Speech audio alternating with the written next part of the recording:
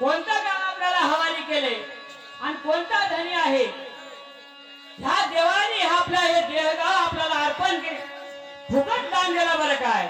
या देहाची किंमत कमी नाही. नुसती किडनी जरी घ्यायची झाली विकत तर 4-5 लाख रुपये लागतात. नुसती किडनी घ्या जातात.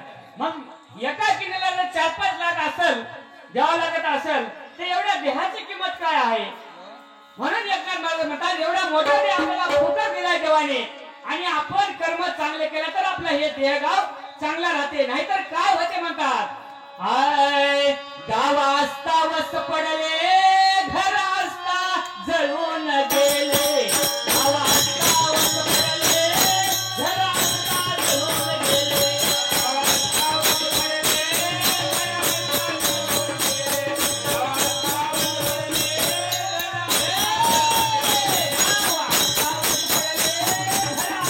जळून गेले.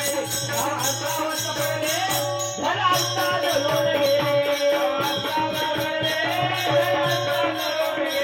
गाव असता वस पडले घर असता जळून गेले.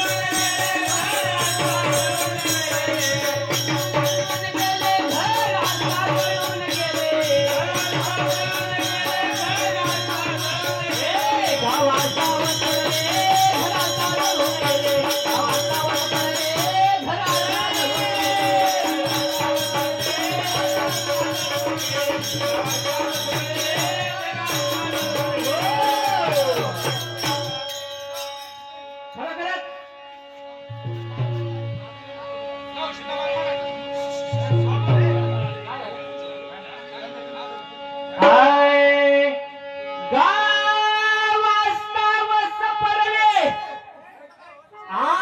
घर असता जळून गेले. महाराज म्हणतात बक्कळ आपल्याला हे देहगाव आपल्याला दिलं देवानं. या देहाचा वापर चांगल्या प्रकारे करावा लागते. नाही तर गाव असता वस पडले, गाव असताना वस पडते म्हणतात. कारण हे देह असून काय का या देहाला जर चांगले कर्म नाही गेले तर हे देह काय कामाचा. म्हणून महाराज म्हणतात गाव असता वस पडले आर्य घर असता जळून गेले. जोडे असता काटे मोडले, जोडे असता काटे मोडले. ते माझ्या दारीत सापडले, ते माझ्या दारीत सापडले. म्हणून गाव असता वस पडले घर असता जळून गेले.